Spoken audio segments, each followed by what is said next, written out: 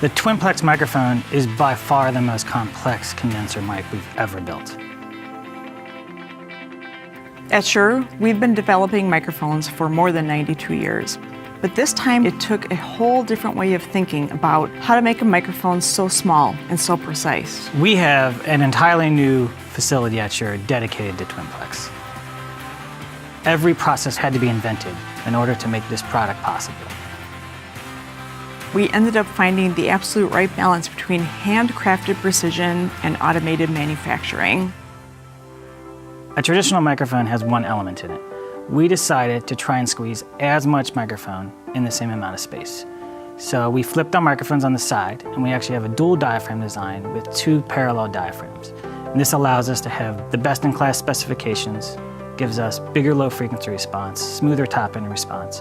These are the best-sounding lavaliers and headsets you've ever heard. We spent a whole year talking with customers about this product and what they really wanted out of it. We knew it wasn't going to be easy, but innovative products never are. Our first prototypes were, frankly, too big.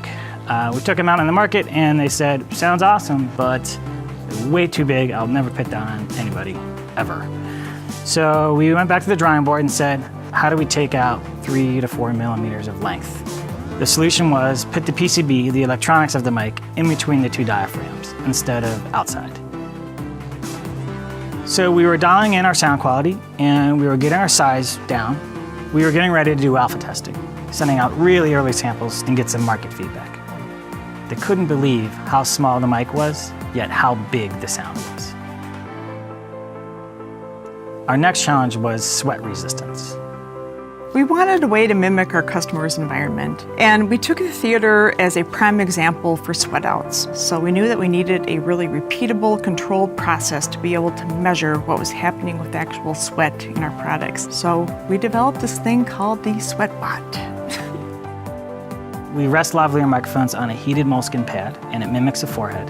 It drips artificial sweat into the element and allows us to catch microphones failing red-handed. And we tear it open and we figure out how it's failing and we make it better. An integral part of the TwinPlex microphone is the frequency response caps. And it's kind of a first line of defense for sweat. Through about 10 different iterations, we finally arrived on the one that works the best. It is a micro-molded plastic cap that is nano-coated with a super hydrophobic coating and offers 10 times longer the sweat out performance than the uncoated version. The number one failure with lavs is cables. It's really difficult to create a cable that is flexible and thin and yet really reliable. Cables get abused in the audio industry. They get yanked, painted, tugged on, ripped through clothing. We needed a cable that the industry has never seen before. We paid as much attention to the engineering of the cable as we did the microphone. It was that important. We wanted to bring medical-grade cables into the audio world. The TwinPlex cable uses a double helix construction that's wrapped around 2 tinsels, and these tinsels serve as a redundant ground. All of this is wrapped in an ultra-thin paintable jacket that resists cracking, that doesn't dry out, and is ultra-flexible. Our cable flex machines at Shure are designed to break cable. The TwinPlex cable performs 100 times longer on our flex machine than anything else we tested. This cable is simply the thinnest, most durable cable the audio industry has ever seen.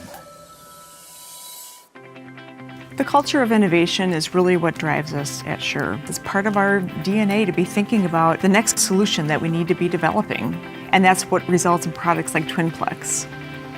We did not take the easy way out on this one. We redesigned, refined, tweaked, modified, so that you can trust it on the biggest stages you have.